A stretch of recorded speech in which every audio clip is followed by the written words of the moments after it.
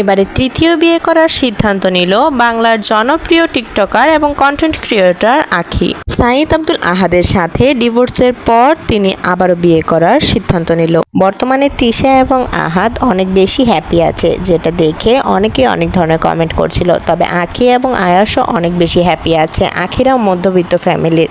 আঁখির প্রথম ডিভোর্সটা হয়ে যায় মূলত আঁখির ফ্যামিলির জন্য।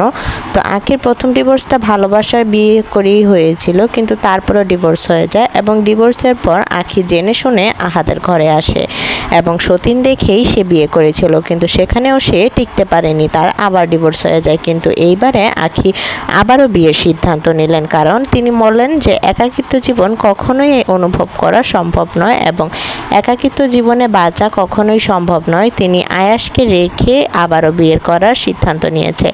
তবে আয়াসকে আঁখি সাথে নিয়েই বিয়ে করবে। আঁখি যার ঘরে যাবে সে বলেছে যে আয়াসকে সাথে নিয়েই যাবে।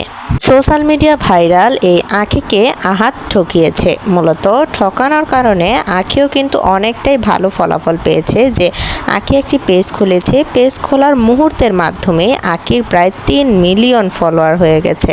আঁখির সেই ফেসবুক পেজটাকে নষ্ট করে দিতে চাচ্ছে কিছু চক্রান্তমূলক দল, যেই কারণে আঁখি হয়তো বা স্টেপ নেবে। তবে আঁখির একমাত্র উপার্জনক্ষম হচ্ছে সেই ফেসবুক পেজটা। তবে বর্তমানে আঁখি প্রায় ভালো টাকা ইনকাম করে, যার কারণে তার জন্য বিয়ের ভালো ভালো অফার আসছে। বর্তমানে আঁখি জানিয়েছে যে সে খুব দ্রুতই আবার তৃতীয় বিয়ে করতে চলেছে। আহাদ এবং তিশার সন্তান আবার দুনিয়াতে আসতে চলেছে, কিন্তু এদিকে আয়াসের কোনো খোঁজ খবরই নিচ্ছে না আহাদ এবং তিশা। তবে বড় সতীন হিসেবে আঁখির ছেলের উপর কোনো দায়িত্ব নেই বলে জানিয়েছে আঁখি, এবং তার ছেলের উপর কোনো অধিকারও নেই তিশার। সেই জন্যই তিশা বলেছে যে সেই কারণে সে কোনো খোঁজ খবর নেয় না আয়াসের। তবে বর্তমানে আহাদ এবং তিশা অনেক বেশি হ্যাপি আছে। আরেকটি নতুন বাসা ভাড়া করে সেই বাসায় থাকছে বর্তমানে আহাদ এবং তিশা।